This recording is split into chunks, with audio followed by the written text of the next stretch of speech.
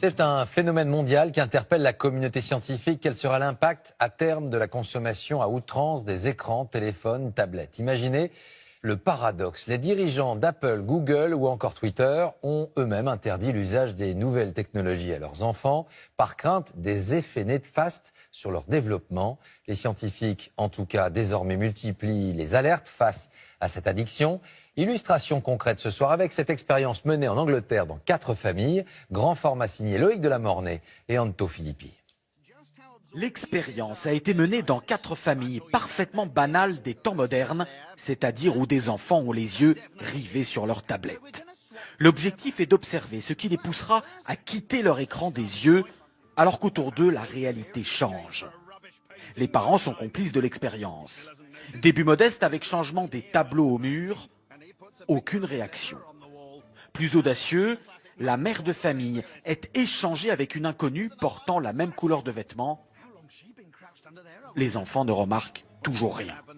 Comble de l'indifférence, de faux frères et sœurs, parfaits inconnus eux aussi, s'installent à table sans le moindre détournement de regard de ceux captivés par l'écran. Il faudra attendre la coupure d'Internet au moyen d'un brouilleur pour que les enfants découvrent que le monde réel autour d'eux a changé. Cette expérience, menée par une marque alimentaire pour promouvoir les repas en famille, a été réalisée sur un ton léger. Mais sa démonstration est extrêmement préoccupante pour cette spécialiste des addictions. Plus les enfants passent du temps devant les écrans, moins ils regardent directement les autres dans les yeux. Et sans regard direct, on ne lit plus les codes sociaux, donc ils n'apprennent plus à vivre en société. Il y a donc des effets directs sur le cerveau et l'apprentissage, similaires à ce qu'on observe avec n'importe quelle substance addictive, y compris les drogues. Une vraie drogue, le mot est lancé. Au Royaume-Uni, une autre addictologue réputée est allée encore plus loin, déclarant récemment dans une conférence: Je dis toujours aux parents, quand vous donnez à votre enfant une tablette ou un smartphone, en réalité, c'est comme si vous lui donniez une bouteille de vin ou 1 gramme de cocaïne. Ce psychiatre britannique, lui, a été l'un des premiers, il y a 10 ans, à considérer les jeux vidéo et les écrans comme une addiction grave, avec là encore des comportements similaires à la drogue, y compris lorsque les patients sont en manque.